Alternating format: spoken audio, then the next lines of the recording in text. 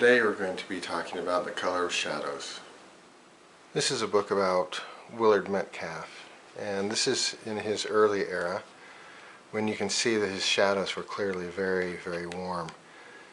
And what the academics would do would be to paint a very warm underpainting of the values, and their main objective was to get the values right in the shadows.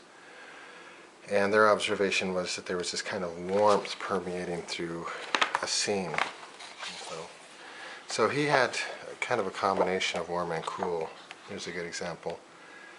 Some really nice warms in there and then some nice cools.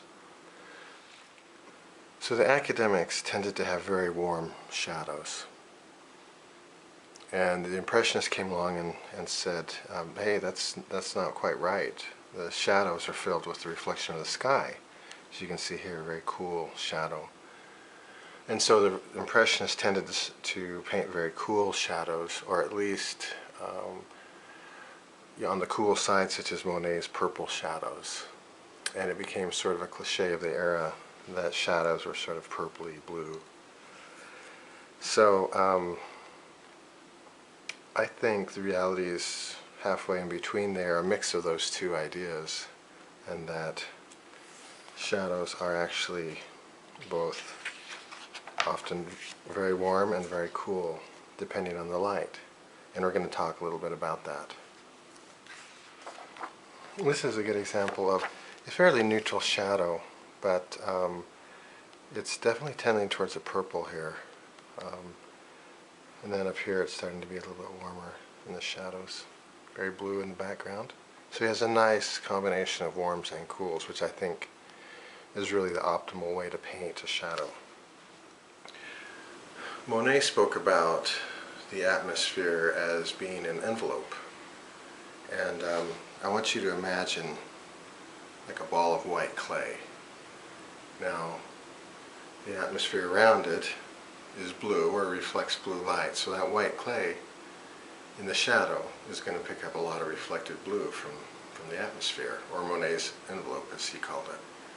Now if I press into one side and make a hole into that clay, the atmosphere will try to reflect into that hole, but it will be unable to in the deep recesses of that hole. So that's the theory, or the idea behind the fact that very, very deep shadows, the deepest shadows, will tend to be relatively warm compared to the shadow right adjacent to it, which will be less deep. Now, a good example would be a tree. Inside of a tree, there's a lot of reflected light from warm things, such as the bark and the branches and undersides of leaves.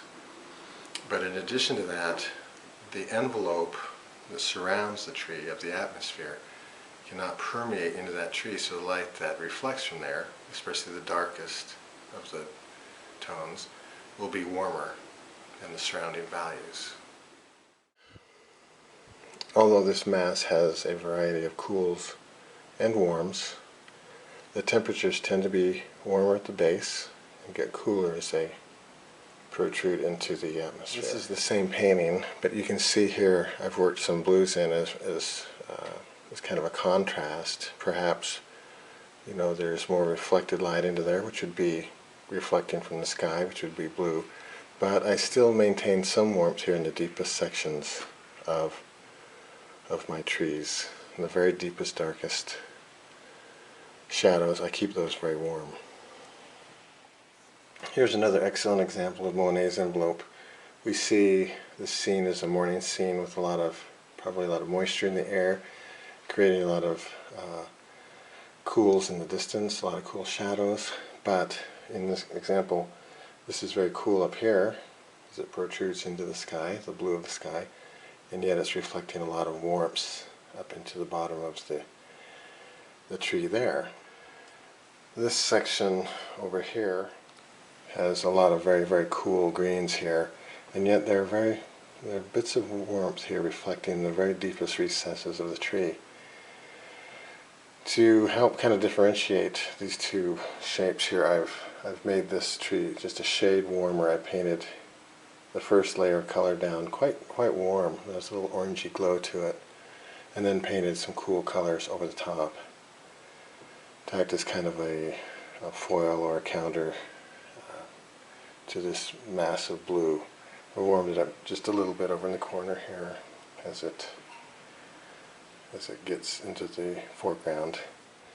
Now in this area here I've used a lot of purple because this is very warm, and the cool shadow going over the top of it will cool that down and yet retain the warmth, and so it goes purple, which is what the Impressionists did a great deal.